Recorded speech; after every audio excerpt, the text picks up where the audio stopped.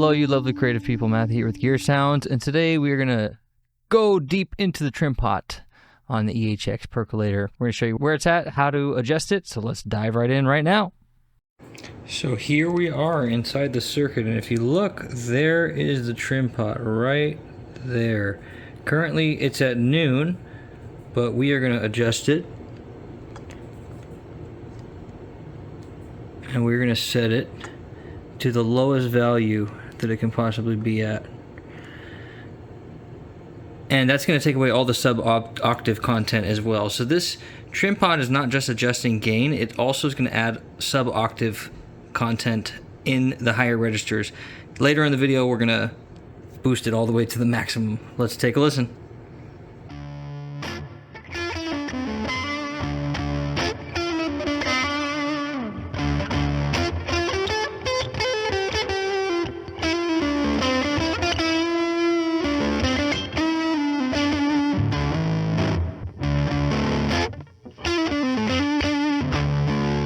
So this is on the bare minimum, and I actually like the sound of this better.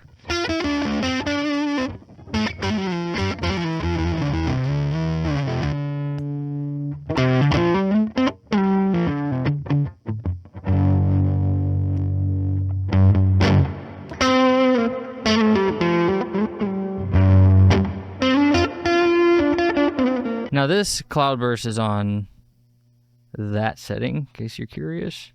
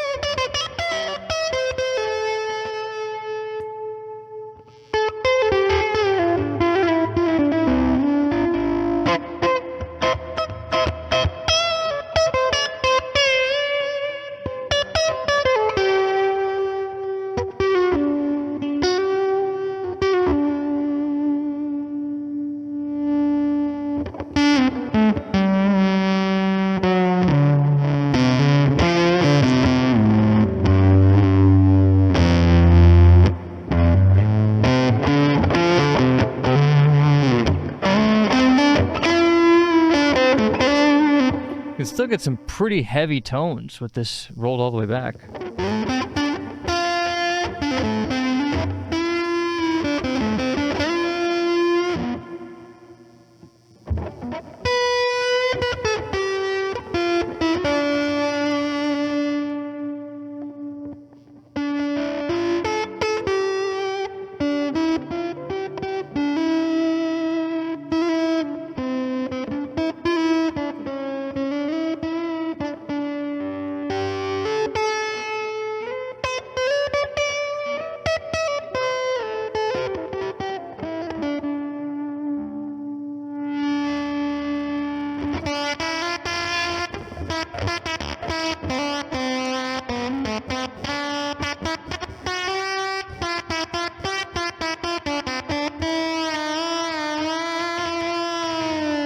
You know, I'm not really hearing a big difference. Perhaps we'll go straight to maximum since it's really tough for me to hear the difference right now.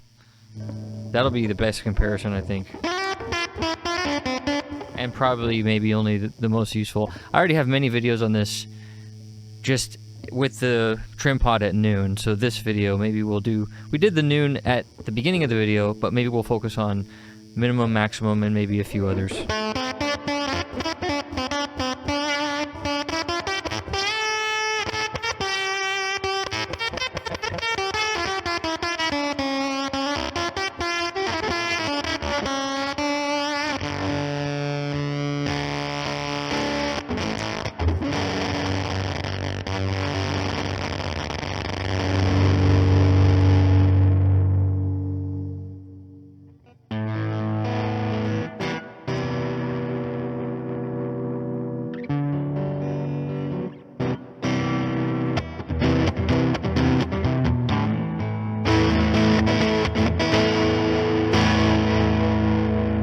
I really love that as a clean tone. It's so good.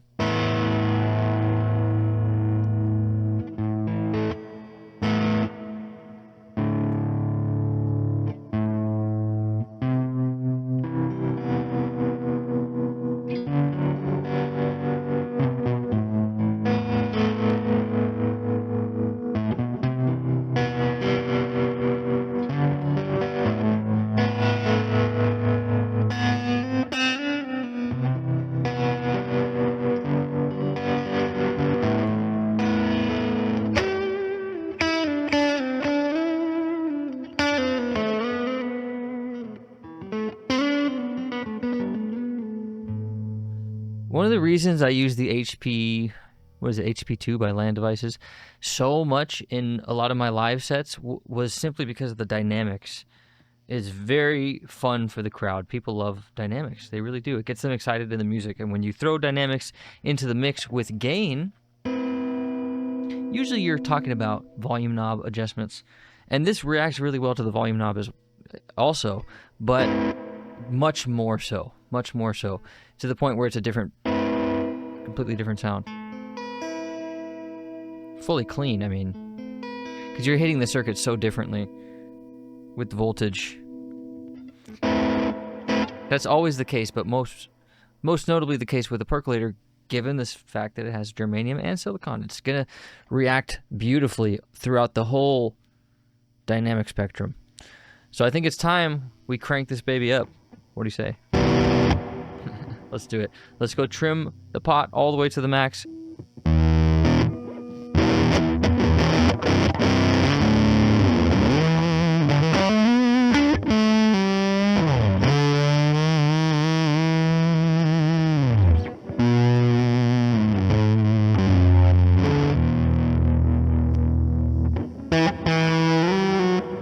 Okay, that's definitely noticeably more gain, but I wouldn't say it's large enough that the difference between all the way down and all the way maximum is so big that you're kind of missing out.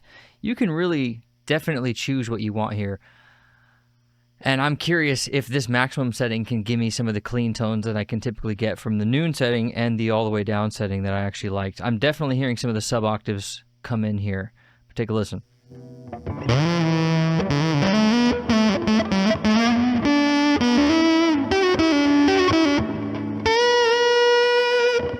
Yeah, you can hear even in that low note, or there's like a lower octave there.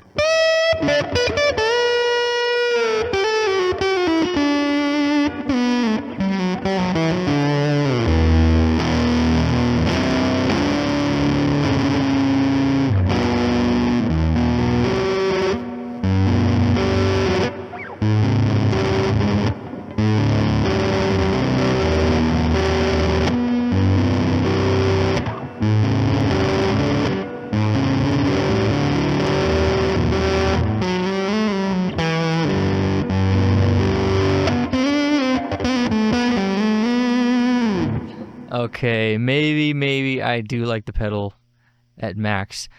I would love to adjust that trim pot on the top with a small little knob somehow. I don't know if I can figure that out. Maybe not the top, but I might be able to do something where it adjusts from the side or at least the back, because I love the sound of this one as well. Let's see what we can get going down. See if I can get some clean tones here or not. Hey, maybe max is the way to go. You can still get clean tones here.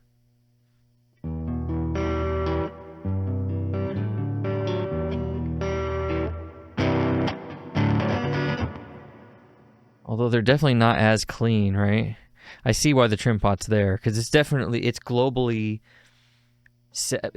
Your lowest harmonics is now no longer the same, right? Same with your max. It's the simplest way to think about it.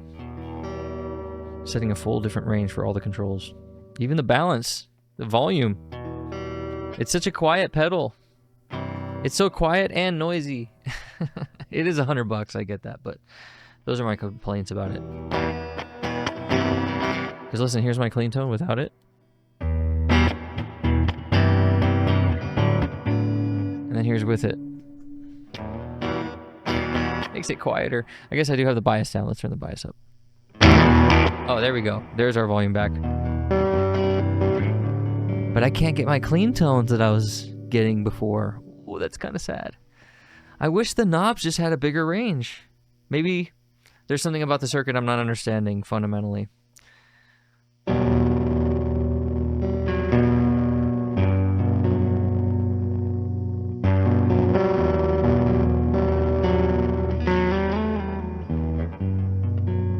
You know, I wish this was $140 and it had that trim pot on top, because I really do enjoy these clean tones too, but they're not the same.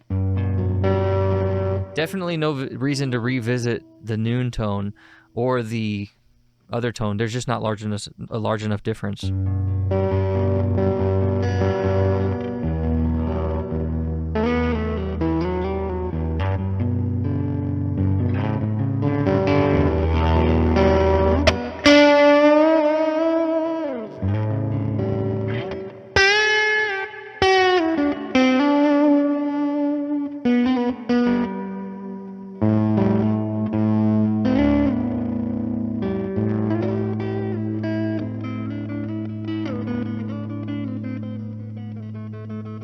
You know what? Maybe you can get clean tones.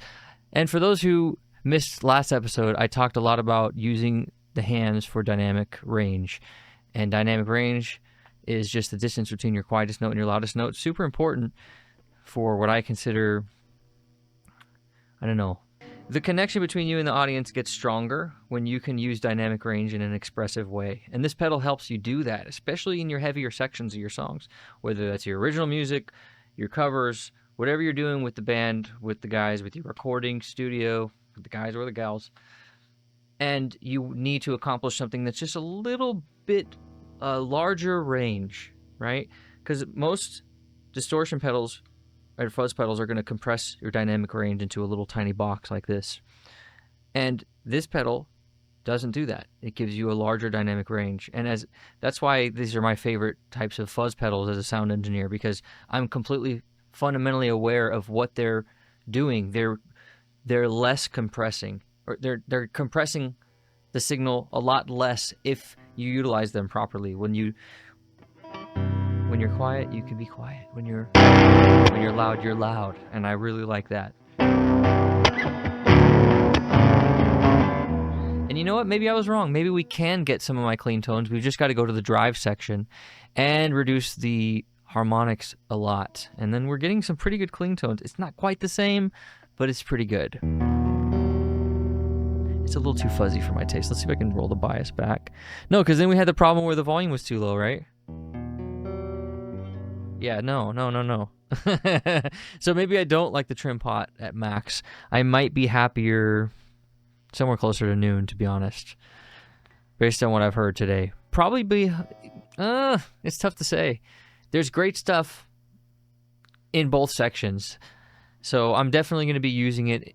I'm going to be using this trim pot. Normally I don't do that. I hate opening up a pedal, but I loved this pedal so much that I did open it up just to try this out, and I'm happy I did. This was a great experiment.